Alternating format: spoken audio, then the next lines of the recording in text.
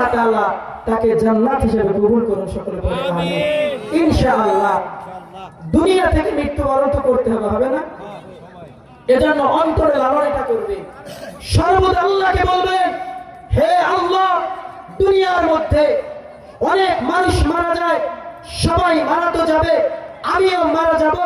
হে আল্লাহ, দুনিয়ার মধ্যে মানুষ যখন মারা যায়, অনেকে রোড অ্যাক্সিডেন্ট করে মারা যায়, অনেকে রেলের তলে পড়ে মারা যায়, অনেকে প্যারালাইসিসের রোগে হয়ে মারা যায়, অনেকে ডাস্টবিনে পড়ে মারা যায়, অনেকে বাথরুমে পড়ে মারা যায়। হে আল্লাহ, আমার মৃত্যু এমন দিবেন না, আমার মৃত্যু দেবেন আমার অন্তরে শাহাদাতের লালন ঢুকিয়ে দেন।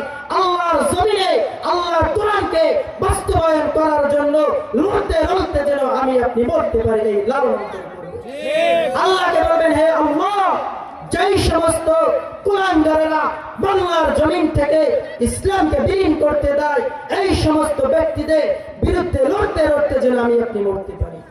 আল্লাহকে বলবেন, হে আল্লাহ, মৃত্যু যখন দিবেন ওসমান হাদির মতো মৃত্যু দেয়।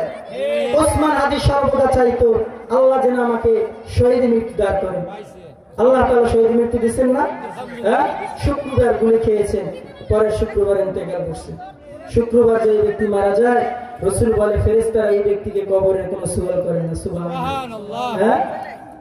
ওসমান হাদি তিনি শুধু বাংলাদেশের জনগণের জন্য লড়ে গেছে, নিজের জন্য নয়। তিনি বাংলাদেশের জনগণ কিভাবে ভালো থাকবে, জনগণের জন্য লড়ে গিয়েছে। আল্লাহ তাআলা তাকে শহীদি মর্যাদা দান করেছে।